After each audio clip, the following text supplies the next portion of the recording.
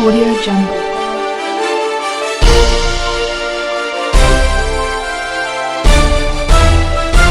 Audio Jungle. सभी अधिवक्ताओं को जो है मेरा नमस्कार। और मैं बताना चाहता हूँ कि मेरा नाम है त्रिवेंद्र कुमार मिंटू। मैं कई साल से जो है कड़कड़मा कोर्ट में जो है प्रैक्टिस कर रहा हूँ और पिछले साल भी मैंने इलेक्शन फाइट किया था यहाँ, लेकिन किसी कारणवश में जीत नहीं पाया। इस बार मैं जो है प्रधान पद के पद पर इलेक्शन जो है लड़ रहा हूँ। मेरा एजेंडा जो है मैंने तैयार कर दिया है। इस एजेंडे के अंदर मेरी सारी ही बातें, क्योंकि लंबी हैं, कई सारी चीज़ें जो है इसमें डीपली हैं, ये पढ़कर ही जो है जनरली पता लग पाएगा कि हम किस एजेंडे पे इलेक्शन लड़ रहे हैं। लेकिन मैं थोड़ी थोड़ी चीज़ें बताऊंगा, शेयर करूंगा आपकी वीडियो के थ्रू। यूथ से अपील करूंगा, यूथ के लिए मैं इलेक्शन लड़ रहा हूं।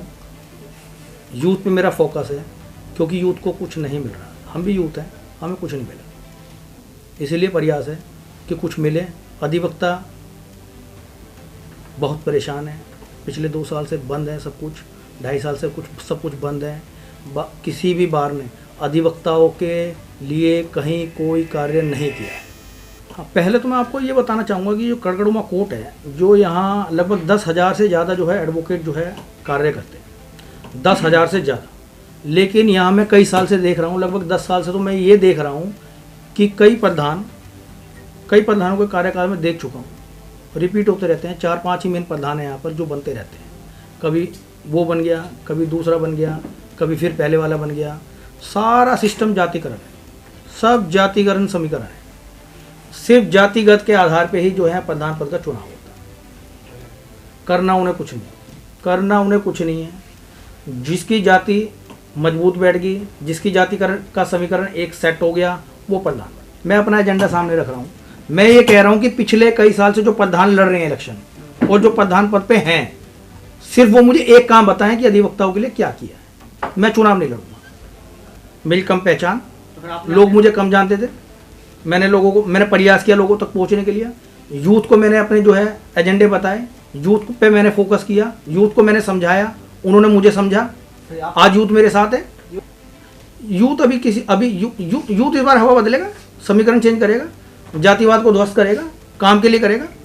काम नहीं हुआ, बताएं। मैं ये पूछना चाहता हूँ, मैं ये बताना चाहता हूँ कि किसी भी प्रधान पद के उम्मीदवार ने, कई काम ऐसे होते हैं जो करने चाहिए बार के लिए, कोई काम किया हो तो बताएं। मैं कह रहा हूँ 2015 से डायरेक्टरी का कोई काम नहीं हुआ। 2015 से डायरेक्टरी कोई काम हुआ ही नहीं है। फंड है इनके पास, सब कुछ है, हर साल डायरेक्टरी आनी चाहिए, आई नहीं है। 2022 लग चुका है।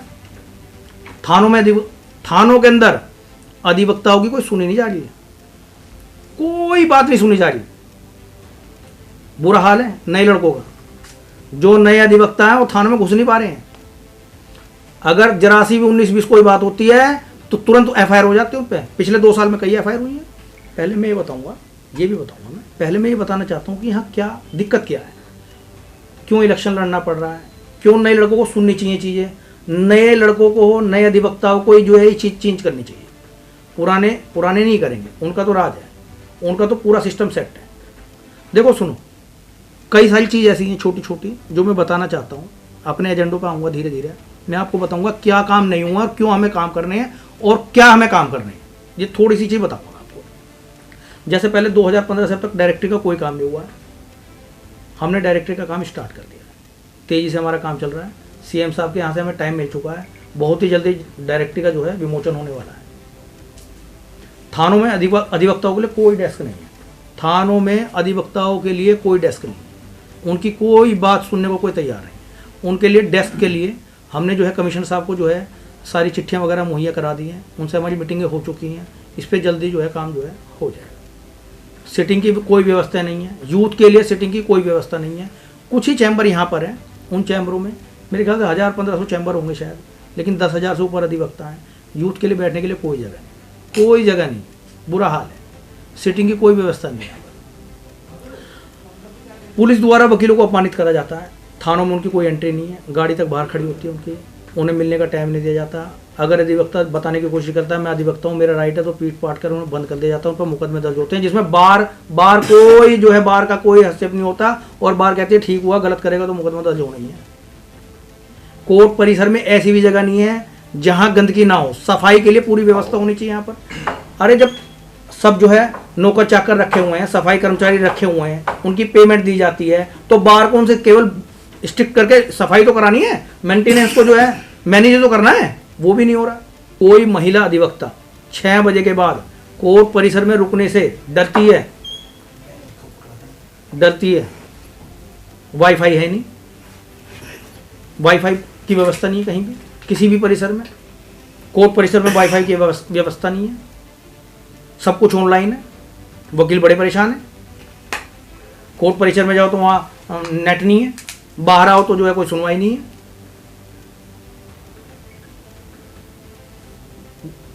यूथ से मेरी अपील है कि जातिवाद की व्यवस्था को ख़त्म करा जाए और उन चेहरों को लाया जाए जो वकीलों के लिए, अधिवक्ताओं के लिए कुछ योजनाएं ला सकें, उन्हें चालू कर सकें, उन्हें कुछ सुविधाएं मुहैया कराई जा सकें।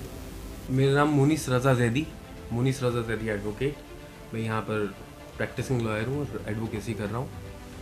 और जिस तरह से आज का जो विषय है कि आगे हम लोग क्या काम कर रहे हैं, मिंटू जी जैसे कि आ रहे हैं प्रधान पद के लिए, प्रेसिडेंट के लिए, तो हम आने वाले समय में क्या काम कर रहे हैं बताना असली ये है कि हम यहाँ क्यों आते हैं, किसी लिए बॉडी बनाई जाती है, किसको प्रधान का मतलब क्या है, आखिर आप प्रधान बन के किस लिए बैठे, आप हमारे लिए क्या कर रहे हैं, बताने की ज़रूरत है कि आजकल के यूथ को पता ही नहीं है कि प्रधान होता क्या है। इवन जो प्रधान अभी इलेक्ट हुए हैं, मैं उनके बारे में बुराई नहीं कर रहा हूँ, बहुत अच्छे इंसान हैं, लेकिन ये बताएं कि कितनी बार वो आके खड़े होते हैं बीच में, पूछते हैं यूथ से कि आपकी समस्या क्या है, आपकी परेशानी क्या है। जब यूथ बताएगा कि हमें सीनियर से कहना पड़ता है कि जी हमारे लिए कोई चैम्बर की व्यवस्था दे दीजिए, हमें सिर्फ एक क्लाइंट डील करना है, हमें कोई सीट बता दीजिए जहाँ हम जाके डील करें। या तो कोई ऐसा हो कि जिसे आप पैसे देके कर लें काम को, या फिर ऐसे जगह हो कि किसी को 400 रुपये महीना, 500, 1000 रुपये महीना, जिसकी जो औकात है। ना बैठने के लिए कोई व्यवस्था। सबसे पहले वकील के लिए जो प्रॉब्लम आती है वो आती है बैठने के लिए, कि भाई बैठने के लिए क्या इंतजाम है, क्या नहीं।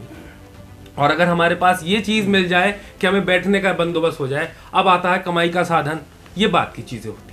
सबसे पहले आ गया कि भाई वकील बैठ गया, कहीं आने के बाद काम तो फिर आएगा, आप लोग आएंगे परेशानी लेकर, लोग आते हैं, जानकार आते हैं, समझ आ रहा है आदमी, उसके बाद भी हमारे पास कोई जगह नहीं है बैठने की। तो मैं ये कहना चाहता हूँ कि सबसे पहले जो हमारे मैनिफेस्टो है जो कि हमने निकाला है, उसके अंदर हम सबसे पहले एक जो जूनियर्स लॉयर्स आ रहे हैं, जो हमारे साथी आ रहे हैं, यंगस्टर्स आ रहे हैं, यूथ आ रहा है, उसी के लिए बैठने का हम लोग इंतजाम करेंगे। यहाँ पर सीट के लिए प्रबंध किया जाएगा। 3 महीने के अंदर अंदर हम ये काम जो हमने आपको बता रहे हैं वो हम सब करके दिखाएंगे। और ये हमने काम, लोग वादे करते हैं, काम बाद में करते हैं, हमने पहले से ही यहाँ काम करने शुरू कर दिए हैं, जिनके सामने आपके सामने जो रिजल्ट्स हैं, जैसे कि डायरेक्टरी आ रही है। इसके अलावा और भी जो हम यंगस्टर्स के साथ खड़े रहते हैं, जो भी वो काम हमसे बोलते हैं, हम उनके लिए हमेशा तैयार रहते हैं। दूसरा काम ये है कि हम एक कार्ड बना रहे हैं, डायरेक्टरी के साथ साथ हमने एक कार्ड बनाया है जिसमें हम लोग उनको बीमा दे रहे हैं। बहुत सारी समस्याएं आजकल आप देख रहे हैं, जिस तरह से कोरोना चल रहा है और लोग परेशान हैं, बहुत हालात ख़राब हो जाते हैं, कभी कभी पैसा नहीं होता, तो हमारे पास कोई ऐसा बंदोबस्त तो होना चाहिए ना कि वकील कह सके कि हाँ मैं सिक्योर हूँ, हाँ मैं जाऊँगा। हमारे पास जगह नहीं है कुछ भी कि कहाँ जाए, क्या करें, किससे पैसे लें। तो हम लोग एक कार्ड दे रहे हैं जिसके अंदर हम 2 लाख रुपये का इंश्योरेंस उनको प्रोवाइड कराएंगे, देंगे। इसके अलावा आप अभी बाहर चले जाइए, देखिए क्या हालात है, आपको पार्किंग नहीं मिलेगा, आप पूरा घूम जाइएगा, छत पर भी आपको जगह नहीं मिलेगी। कहाँ है आप अभी भी देखिए, जिससे कि वर्चुअल कोर्ट चल रहा है, वीसी है, और उसके बावजूद जगह नहीं है, धूल जमी पड़ी है, गाड़ियों पर गाड़ियां खड़ी हैं, कोई कहने सुनने वाला नहीं है। कौन करेगा ये चीजें, कौन करेगा? प्रधान किस लिए आता है, सेक्रेटरी किस लिए आता है, ये बॉडी किस लिए है, ये बॉडी काम क्या कर रही है? आखिर सिर्फ बार में आके बैठ जाना ये काम नहीं होता।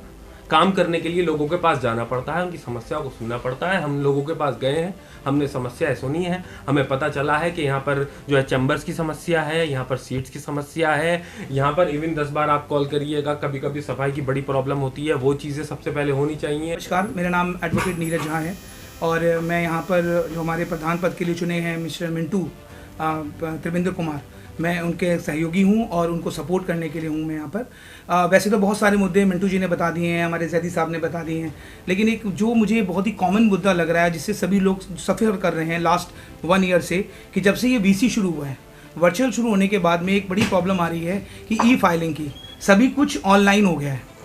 उस ऑनलाइन की वजह से क्या है कि पहले के टाइम में और अब के टाइम में सब कुछ ऑनलाइन की वजह से लोग एजुकेट नहीं है। किसी को गैजेट्स यूज़ करने नहीं आते, मोबाइल यूज़ करना नहीं आता, नेट यूज़ करना नहीं आता, तो ई फाइलिंग की प्रॉब्लम आ रही है।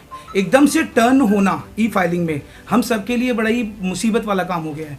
तो एक पर्टिकुलर कोर्ट के अंदर हर कॉमनली 2-3 ट्रेनिंग डेस्क लग जानी चाहिए, जहाँ पर सभी जितने सीनियर लॉयर हैं या जूनियर लॉयर हैं सभी के लिए एक एजुकेट करना चाहिए कि किस तरह से ई फाइलिंग होती है।